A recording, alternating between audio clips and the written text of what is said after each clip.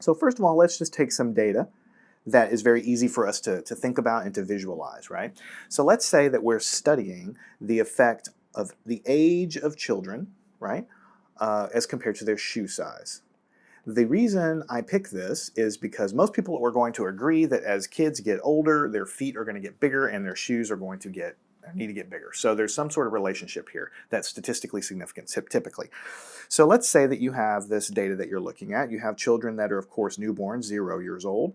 You have 1-year-olds, 2-year-olds, 3-year-olds, 4-year-olds, 5-year-olds, and so on. So I'll just put the data here, 3, 4, 5, 6, 7.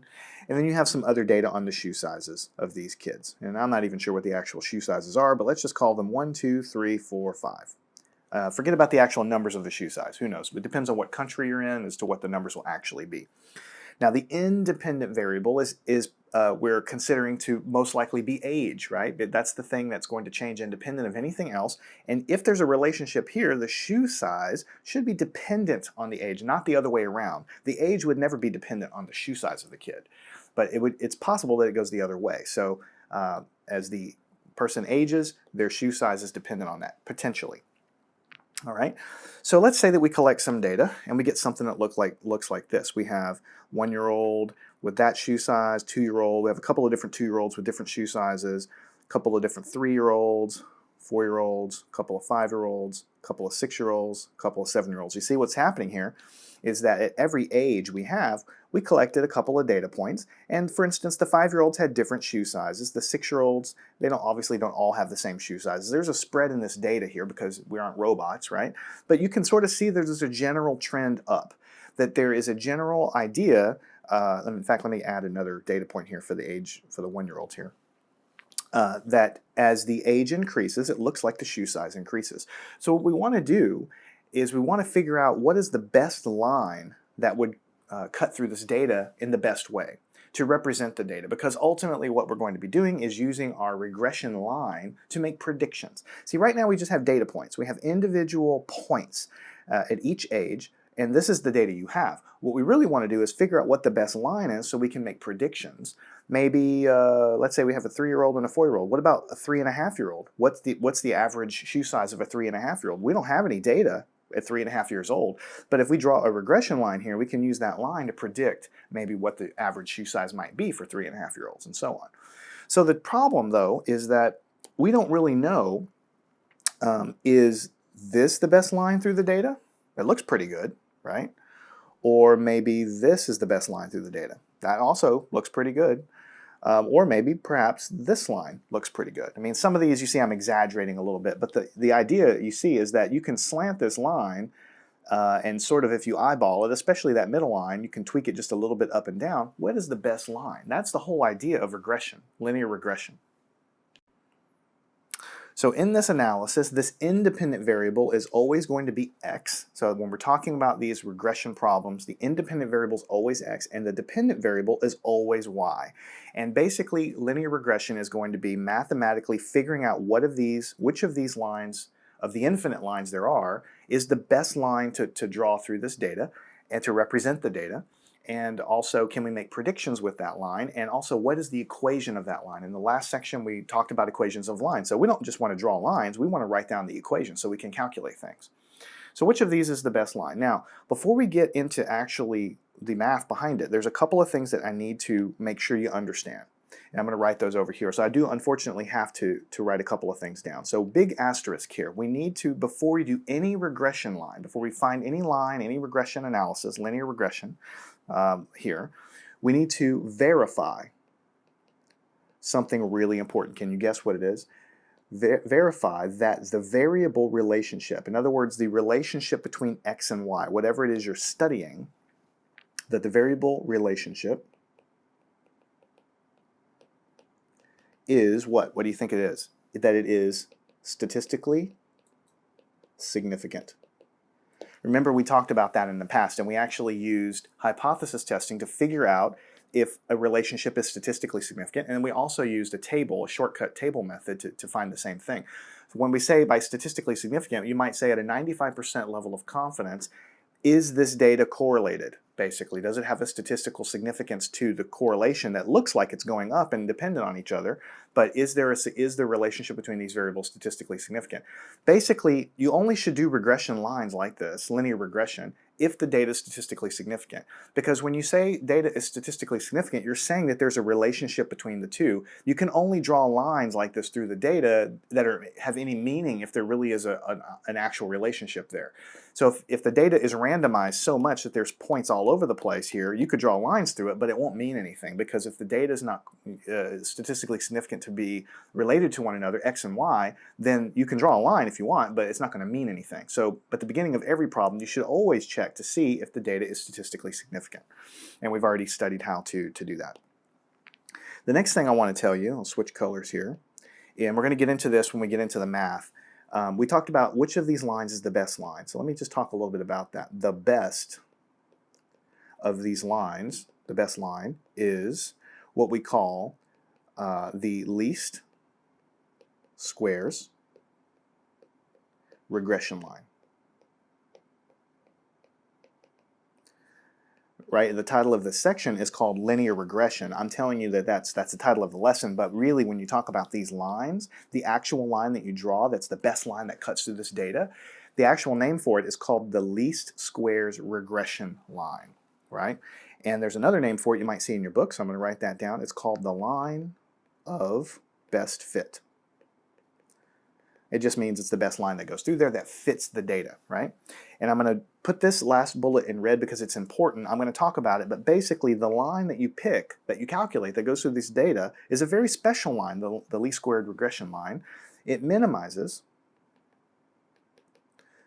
the variation. We also call that the error. Remember, we talked about that with analysis of variance a long time ago. The error, or the sum of the squares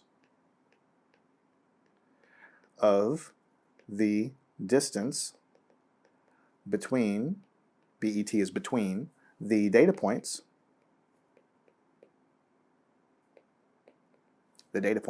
and the line. All right, that's a lot of words. I'm going to spend just a couple of minutes explaining what that means. Basically, the question is, mathematically, there's going to be a formula I'm going to give you in a second to tell you how to calculate the equation of this line. And you're going to use that, but I want you to understand basically what that equation is doing. And basically, in a nutshell, you have various lines that can go through here. There's an infinity number of lines that can go through these points in some sort of way. So how do you know which one's the best one?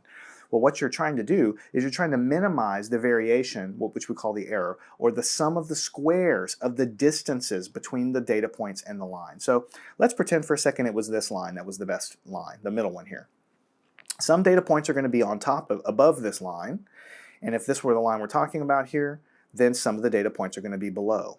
So you see, let's take this data point compared to the line. You can subtract the distance, the y value, from this point and the point on the line, because you know all the points on the line, right? It's going to end up being an equation, and you're going to calculate every point on this line. So you can figure out the distance between this point, literally the vertical distance, and y between this and the line. You're going to get a positive number there because this number is above the line.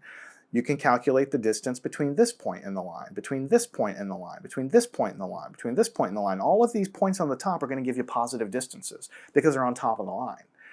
Again, we're only considering one line right now. Now these bottom points, you can calculate the distance here, but because these points are underneath, when you subtract, you're going to get a negative value because those points are lower than the line. So any line that you draw, about half of the points, or the best line, about half of the points are going to be on top, and they're going to give you a positive distance. We call that an error. That's that word here, error. And then about the other half of the points, roughly, are going to give you negative error or distance from that point to the line. So if we just add these errors up, like adding the errors up, then you're going to have positive and negative values, and you're going to end up getting zero, potentially something real close to zero. So we don't want to do that. What we end up doing is we take the distance here and we square it. And we take the distance here and we square it. We take the distance from this point to the line and we square it. And then we go down below for these that are giving us negative distances and we square them. Because remember, when you square negative numbers, you get positive numbers back, right? So because you're squaring all of these errors of all of these points, you're getting positive errors because you're squaring everything, even the ones below, and you add them all up. So that's the sum of the squares of the distance between the data points and the line. So what you do, the mathematical algorithm, you're not going to do this, but I'm saying the people that derived the way in which we calculate the regression line, they figured out a way to always find the best line that gives us the smallest square of the errors. When we add all of these data points and all the errors up and we square them and we add them together, we're going to get an error, a total error, the distance between the line and all the data points. Now if we choose a different line, we're going to get different errors because it's a different line, right? If we choose a different line, we're going to get different errors from all the data points when we square them. So what the line of least squares regression line basically, or the line of best fit, is the only line that minimizes the error between all of these points in the line. And that's going to basically be the line that kind of cuts through the data on average, through the middle, more or less. And that's going to be what's going to minimize the error. Now you don't have to think too much about that. That's just kind of like the background theory. I'm going to give you the formula here in just a second. All right, so I just want to get that out of the way so you know where it comes from. And we'll talk a little bit more about that when we actually do a real problem. Now recall that the equation of a line is y is equal to mx plus b. We just talked about that in the last section, where b is the y-intercept of the line, right? And m is the slope of this line, right? That's all you need, 2 points, y equals mx plus b. But in this particular case, we're talking about age and shoe size. So just to bring it home and show you an actual problem, in this case, x would be age for this particular problem, and y for this particular problem would be shoe size. So that's the dependent variable is the shoe size, the independent variable is the age, and then we have the slope and the y-intercept. So if I give you the slope and the y-intercept, you now know how to plot any line you want. We just want to pick the line that cuts through this data in the best way to minimize the error. All right. Now what I want to do is go down below here and show you some different ways in your book that you're going to see this regression line. So the regression line, this is what you're going to see in your book. You're going to see something probably that looks like this. Y hat, that's what that little house on top means, equals b0 plus b1x. All right, and people look at that and they say, whoa, that's weird, what is that? Well, look at it. What this is telling you, don't forget about the hat. They just put the hat there to remind you that you're talking about a regression line. You have y here and you have an x here, just like you have a y here and you have an x here. That's all right, okay? Now notice that m, in algebra, we talk about m, that's the number in front of x, that's called the slope. In this formula, that's going to be b1. Over here, this is the y-intercept, it's just the constant that's sitting off to the side by itself, that's going to be b0. So in your statistics textbook, usually they're not going to write it as mx plus b like this, because I really don't know why. They should write it the same way that everyone learns it in algebra, but I'm trying to write these side by side so that you know that this line of regression is exactly the same as the equation of a line you learn in algebra. It is y equals mx plus b. So they're just different placeholders. The b1 is the slope, the b0 is the y-intercept. Basically that's it. So I'll write that down. So this is the slope, and this is the y-intercept. All right, basically that's it. Now your book might, I'll do this in black, your book might write this line in different ways. You might see it different ways depending on the textbook you're using, right? You might see it written exactly as I've written it here, or you might see it written as y hat. Again, a lot of books like to use this hat to mean regression line, equals mx plus b, which is the equation of a line you learn in algebra. You might see it that way. Or you might see it as y without a hat, b plus mx. See, this is exactly the same thing. This is m slope x plus b y-intercept, so it's exactly the same thing. You might also see it as y equals a times x plus b. See, this is exactly the same equation. In this case, a is the slope and b is the y-intercept. Or you might see it as y is equal to a plus bx. In this case, b is the slope, a is the y-intercept. The reason I'm giving you all these equations is to really just drill it in that all of these equations are the same. It's just a number in front of x plus a constant. That's it. And your book, depending on what book you're using, is going to define how to find the slope and the y-intercept from the data values you have Now, when we're using, in our lessons here, we're going to be using this equation right here. So we're going to be dealing with b naught and b1, b naught meaning b sub 0 and then b sub 1. But I'm just pointing out that you might see these other variations running around your textbook. So believe it or not, we're almost done with this lesson. Now we want to actually write down the equation to figure out the least squares line. So we have the least squares regression line. Least squares regression line. So the equation that we're using is y hat is equal to b naught plus b1x. And b1 is given by the following equation. N sigma xy, which means we add up the product of x and y, minus the sum of x times the sum of the y values. And we divide that by n times the sum of x squared minus parentheses sum of all the x values squared.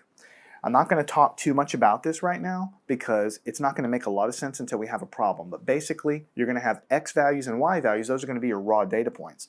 And they go into these slots, and you're going to be summing them up and multiplying and subtracting and squaring and all these things. N is the total number of data points you have, data point pairs that you have. And you're going to get a number in the numerator and a number in the denominator. You're going to divide them, and that gives you b1. And b1 is the number right here in front of x. So this is the slope.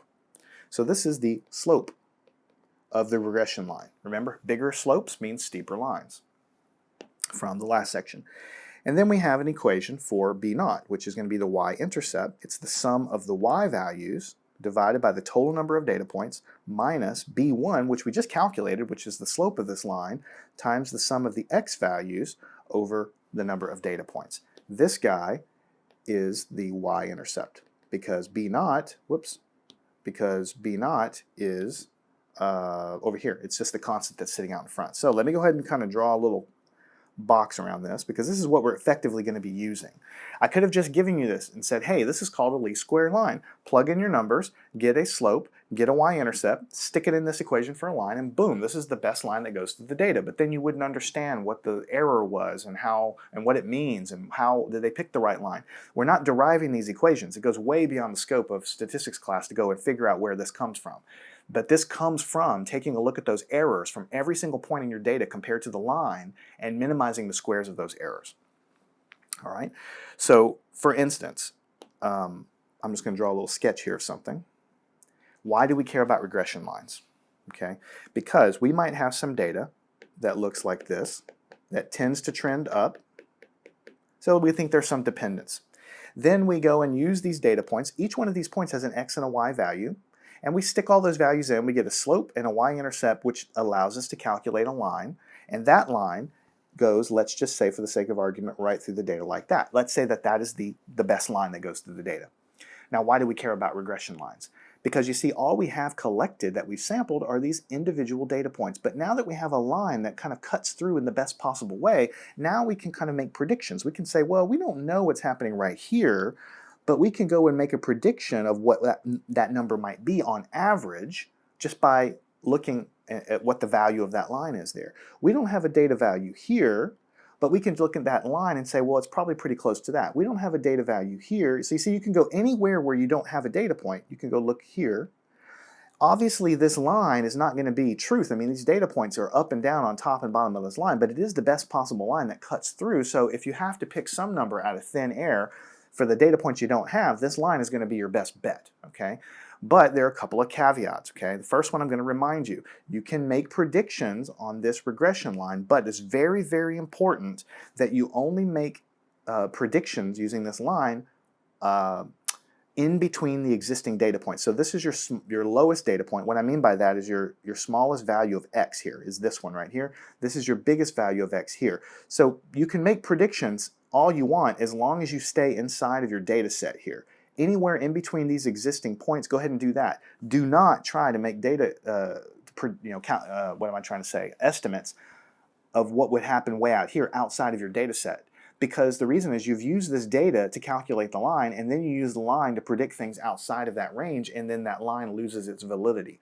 So you can do that if you want, but you're just not going to be very sure that it means anything. So don't use this line to make predictions way down here or way up here. Second thing is only use linear regression if the data is statistically significantly related, which means there's some sort of correlation between them. We talked about that in the first place. Otherwise, your line means nothing.